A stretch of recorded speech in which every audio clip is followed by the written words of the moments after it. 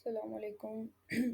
अब हम देखेंगे कि हमने रेट ऑफ डेप्रिसिएशन की एस्टिमेशन कैसे करनी है, कैसे इसका अंदाज़ा लगाना है। ठीक है, इसके लिए हमें तीन चीज़ें चाहिए।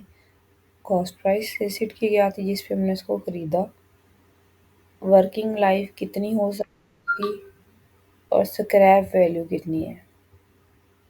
स्क्रैप वैल्यू वो होती है जिस कॉस्ट पे हमने इसको बेचना है। कॉस्ट प्राइस जिस पे हमने इसको ख़रीदा है।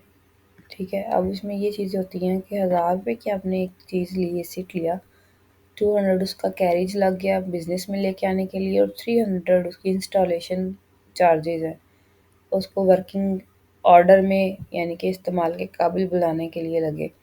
तो ये दोनों चीज़ें उसकी कॉस्ट में शामिल होंगी। फिर वो हमारा एसिड सिर्फ 1000 का नहीं होगा बल्कि 1500 का हो जाएगा। इसी तरह से वर्किंग लाइफ क्या होगी एसिड की।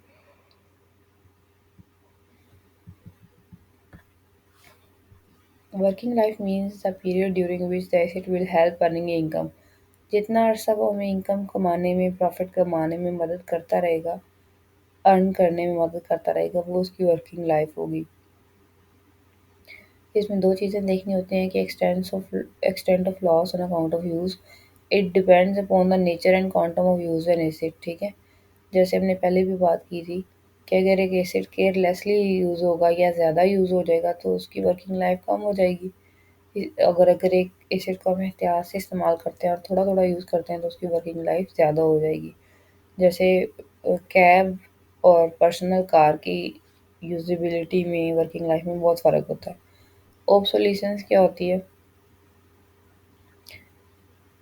ऑब्सोलेसेंस होती है वर्किंग लाइफ को कैलकुलेट करने के लिए। ये ज़रूरी होती है लेकिन इसको निकालना मुश्किल होता है और ये आमतौर पे पहले हमें नहीं पता होती, इसलिए इसको हम इग्नोर कर देते हैं, जनरली कंसीडर नहीं करते।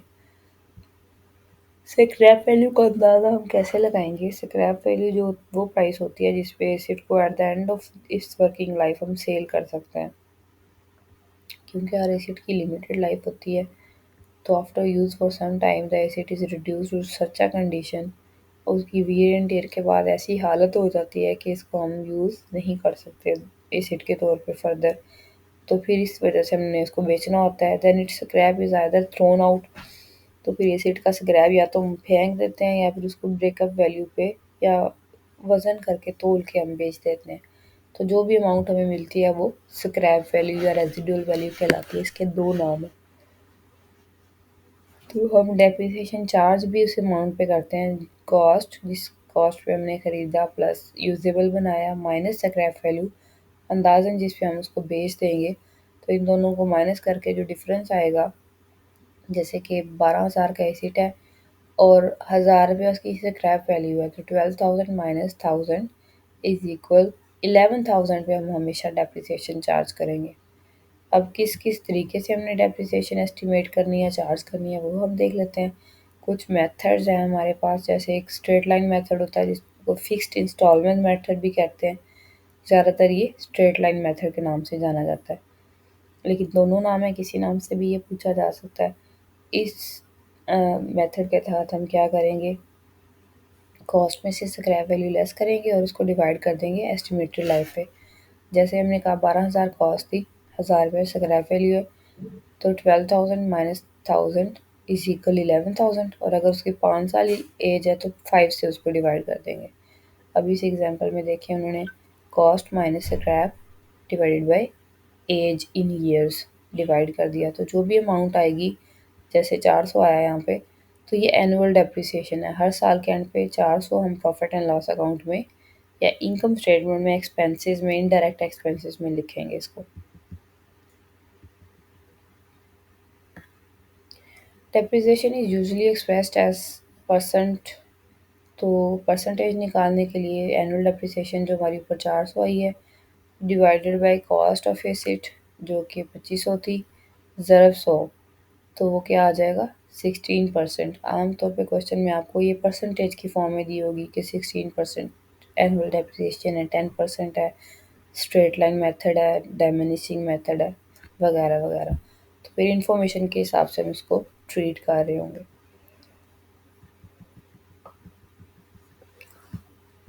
इसका फ़ायदा स्ट्रेट लाइन मेथड का ये है कि ये बहुत सादा मेथड है और एग्जैक्टली एसिड जो है वो ज़ीरो हो जाता है इस मेथड में। और ये मेथड मुफीद है लीज होल्ड प्रॉपर्टी पेटेंट्स और दूसरे एसिड इसी तरह के एसिड्स के लिए। इसके नुकसानात ये हैं कि with the passage of time efficiency of acid decreases, यानी कि जब एसिड नया होता है तो वो ज़्यादा बेनिफिट क्रिएट कर रहा होता है, ज़्यादा इनकम जनरेट करके देता है, और जैसे जैसे वो पुराना हो जाता है तो उसकी इनकम जनरेशन कैपेसिटी कम हो जाती है। लेकिन स्ट्रेट लाइन मेथड में हम क्या करते हैं, हम हर साल में एक ही जैसा चार्ज कर रहे होते हैं। तो एफिशिएंसी को अगर देखें तो शुरू शुरू वाले सालों में हमें ज़्यादा फ़ायदा दे रहा है, तो ज़्यादा एक्सपेंस भी उसमें जनरेट हो रहा है, तो उस हिसाब से उसको चार्ज करना चाहिए। तो ये इसका डीमेरिट है। If assets are purchase during the year the calculation of comparative depreciation create certain problem. During the year हमने इसको अगर ख़रीदा है इसको, तो इसका मतलब है वो कुछ मंथ के लिए यूज़ हुआ होगा।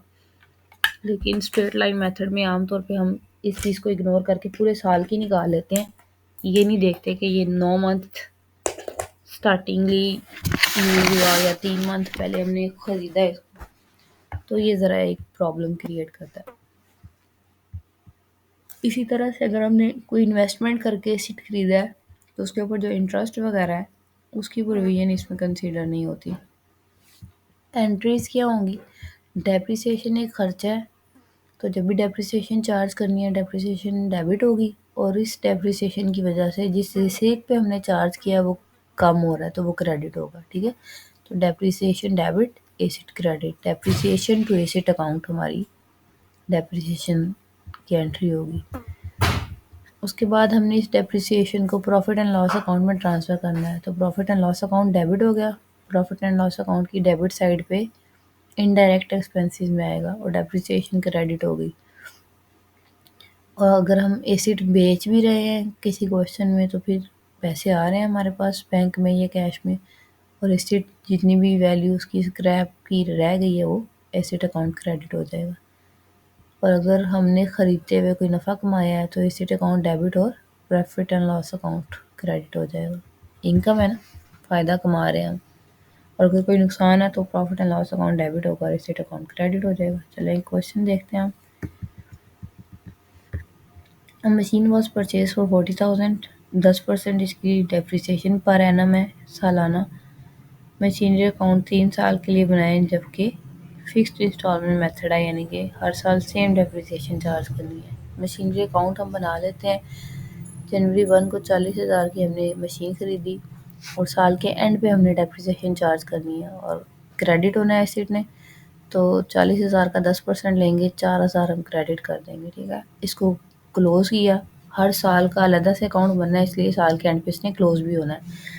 अब ये देखें क्लोजिंग की जो लाइंस हैं क्लोजिंग की वो बराबर बराबर लगानी है। ऐसे नहीं करना कि ये ज़्यादा यहाँ पे अमाउंट्स लिखी हुई हैं तो यहाँ लगा दी और इसको हम ऊपर करके कर दें। इसको बिल्कुल एक लाइन के साथ मैच होना चाहिए। बैलेंस कैरी डाउन आ गया, क्लोजिंग बैलेंस 40,000 माइनस 4,000, ये यहाँ पे ओपनिंग बैलेंस बन गया अगले साल में 1993। फिर इसके ऊपर 36,000 पे तो नहीं डेप्रिसिएशन चार्ज करनी क्योंकि ये हमारा स्ट्रेट लाइन मेथड है, तो हर साल ओरिजिनल अमाउंट पे डेप्रिसिएशन चार्ज होनी है। तो 40,000 तरफ 10 बटा 100 फिर 4,000 आ गई। ठीक है, स्ट्रेट लाइन या फिक्स्ड इंस्टॉलमेंट में हर साल सेम अमाउंट की डेप्रिसिएशन चार्ज होनी है। तो इसको माइनस किया, अगेन बैलेंसिंग की तो 32,000 बच गया। वो तीसरे साल को ओपनिंग बैलेंस बनाया। फिर हमने फिक्स्ड इंस्टॉलमेंट जो शुरू में निकाल ली थी जब एसेट लिया था 4,000, तो वो हमने दोबारा से चार्ज किया और बैलेंस हमारे पास क्या रह गया 28,000। तो eight the end of third year अगर हम 40,000 का एसेट लें और 4,000 हर साल या 10% हर साल डेप्रिसिएशन चार्ज करें तो हमारे पास 28,000 वैल्यू रह जाएगी इस एसेट की।